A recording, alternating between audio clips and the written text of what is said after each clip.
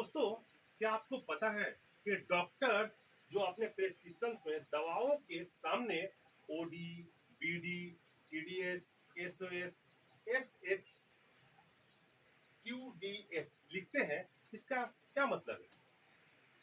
ठहरे ठहरे, घबराइए नहीं। इसका मतलब मैं बताता हूँ। दरअसल ये जो OD, BD, TDS, SOS, HS, QDS ये लैटिन वर्ड्स के शॉर्ट फॉर्म्स है जो डॉक्टर इस्तेमाल करते हैं प्रेस्क्रिप्शन में। अब इसका माने जान लीजिए।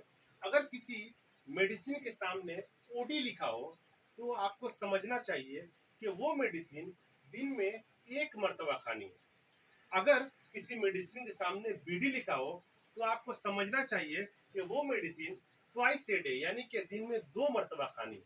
अगर किसी मेडिसिन के सामने टीडीएस लिखा हो तो वो मेडिसिन 3 बार खानी है। अगर एस ओ एस लिखा हो, हाँ, एस ओ एस लिखा हो तो समझना चाहिए एज नीडेड। जैसे कि आपको बुखार है, फीवर है, आपको डॉक्टर ने प्रिस्क्राइब किया, लेकिन याद रखिए जब बुखार हो तभी खाइए। अगर बुखार नहीं है तो इसको नहीं खाना है। इसलिए इसके सामने एस ओ एस लिखा जाता है।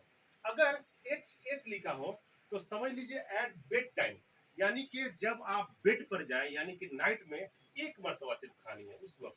और अगर क्यू डी एस लिखा हो प्रिस्क्रिप्शन में दवा के सामने तो आपको समझ लेना चाहिए कि ये दवा दिन भर में 4 टाइम्स लेनी है, 4 मरतबा लेनी है। तो आपको समझना चाहिए कि OD, BD, TDS, SOS, HS और क्यूडीएस का मतलब क्या है। आई होप अब आपको बिल्कुल समझ में आ गई होगी बात कि इसका मतलब क्या होता है। और मुझे पूरी उम्मीद है अब प्रिस्क्रिप्शन देखने में आपको तकलीफ नहीं होगी।